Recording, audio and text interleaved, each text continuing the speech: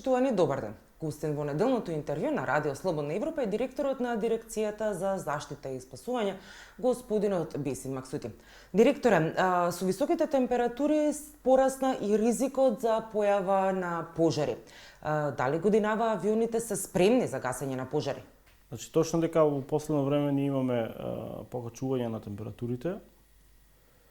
Тоа значи дека ние и досега, но интензивно и овие денови веќе привршуваме, односно веќе сме спремни за било каков одговор во однос на настанувањето на пожарите.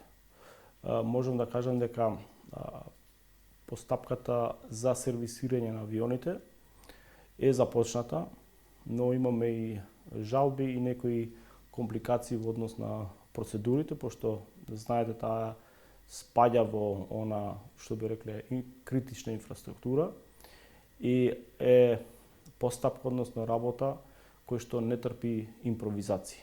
Тоа значи дека иако летото почна, авионите се уште не се сервисирани. Да, авионите се уште не се сервисирани затоа што постапка за сервисирање на авионите била спроведена и лани, односно во текот на 2020 година, неуспешна и на некој начин ни се појавува отворено временски рок кај што авионите не може да летат ради тоа што не се уште се сервисирани. Околу 400.000 евра годишно чини сервисирање на авионите, барем во оние години кога тие беа сервисирани. Зошто секоја година со истата шпанска фирма се склучува овој тендер? Нажалост, може да кажам сега, не би било коректно и убаво да спомнуваме имиња, меѓутоа шпанскава фирма Титан, кој што и порано било со различно име, успела да биде единствената, можеби, фирма која што учествувала на јавната набавка. Тоа е по сите прописи, не би требало да било така, значи затоа што така не зависиме само од еден оператор, ние не може да береме и најповолното, и најефтиното, и најдоброто за нас. Од друга страна, оние се единствените понудувачи на резервните делови во Европа и се застапници за американската фирма која што ги произведува деловите за овој тип на авиони и на некој начин скоро секоја година сме условени со тоа што од овој оператор се покачува цената енормно, односно за 30 до 40% секоја година ни стигат покачување на побарувањето од нивна страна и покрај тоа што планираните средства според потребите се драстично помали од тоа што вистински има потреба. За овие авиони секоја година се даваат околу 800.000 евра, 400 за опука, 400 за сервисирање. Обуката на пилотите е за 2 години, но лиценците така. Значи и на крајот за нив да. И на крајот, значи авионите пак не летаат, авионите стојат пак не паркирани. летаат, стојат паркирано, пилотите не летат, за пилотите треба да се даваат дополнителни средства, треба да се најдат дополнителни оператори кои што нивните лиценци би биле важни, би биле важно за да може да летат. Значи, ова веќе ни се случува 20 и 21, се надевам дека 21 сега со ова до крајот на годината ние би имале активен договор и би ги пратиле за да може да фатиме дел од оваа сезона, ако жалбата е како што треба и ако постапката успееме, односно начинот за избор на нов оператор би бил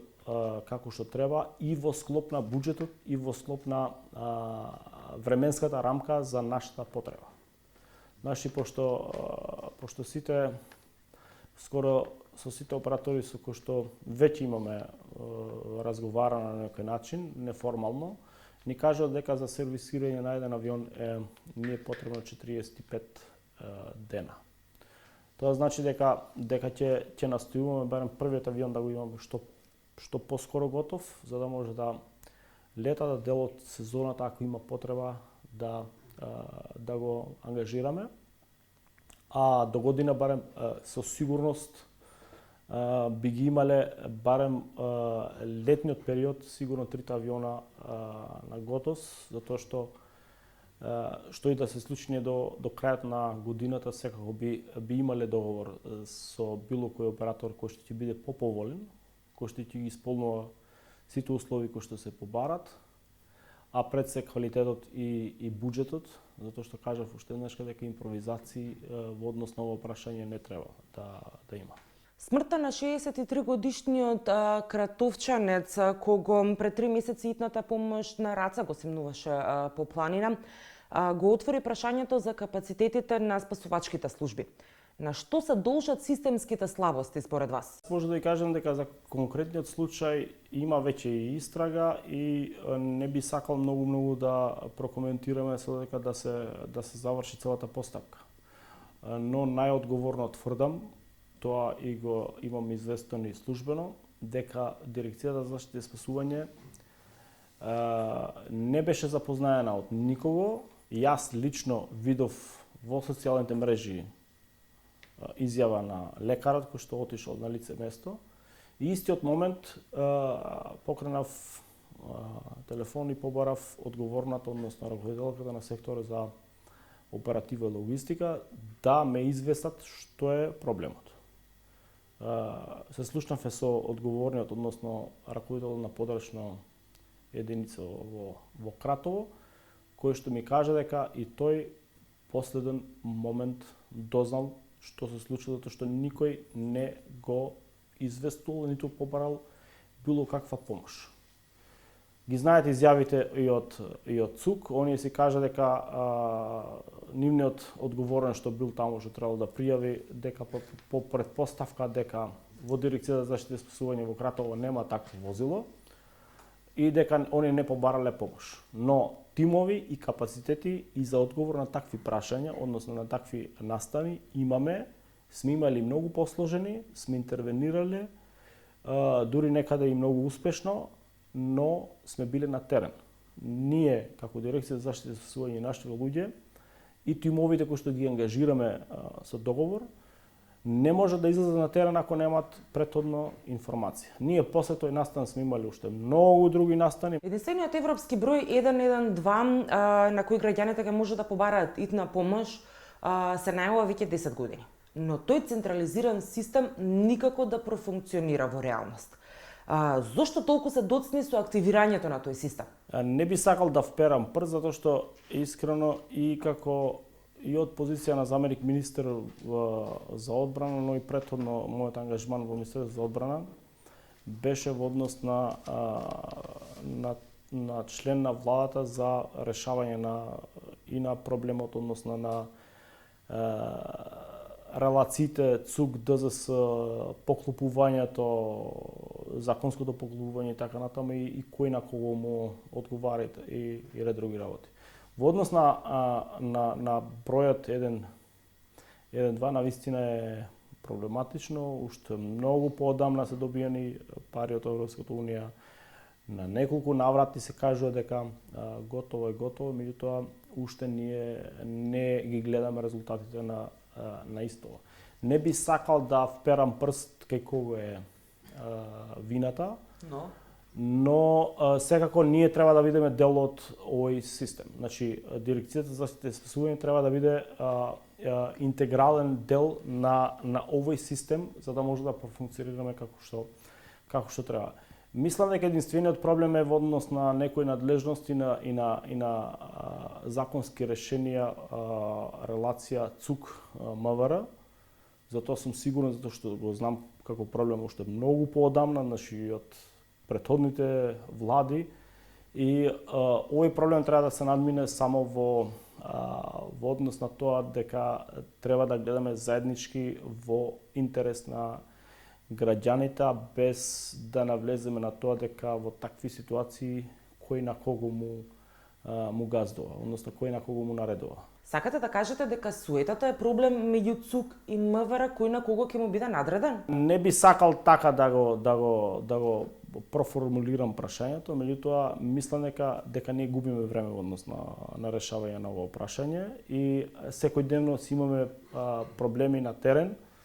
токму во однос на неисполнување на ова обврска кој што сите ние треба да ја пополниме. Јас можам најодговорно да ви кажам дека Дирекцијата за заштита и спасување во истиот момент кога ќе биде побарано да ние пристапиме кон тоа, ние веќе сме спремни, ќе пристапиме и ќе бидеме на ниво на исполнување на задачите и обврските. За ставање во функција на системот единствен број 112.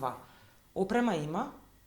Опрема има, софтвер има, треба некои законски решенија да се сменат и треба конечно да се каже дека кој треба со истиот систем да работи, да раководи. Значи, за нас како Дирекција за заштита и спасување воопшто не е битно дали тоа ќе биде МВР, ќе биде ЦУК, ќе биде некоја друга институција или во иднина ќе формираме некакво друго тело. На нас ни е битно информацијата правовремено да си ја имаме, за да можеме правовремено да се подготвиме и да излеземе на терен. Затоа што ние и вака излегуваме на терен, но ова е, како да ви кажам, на некој начин тие си ја знаат информацијава, оние не ја споделуваат со вас, ние можеби знаеме друга информација од терен, како што се имаше за последниот настан, и на некој начин одма доаѓа после тоа, ако било какви последици имаме и доаѓа до префрлување на вината, односно на топката едни на други, а законот е многу, мислам дека е прецизно ги дефинира работите. Ова е само во однос на кој како го чита истиот.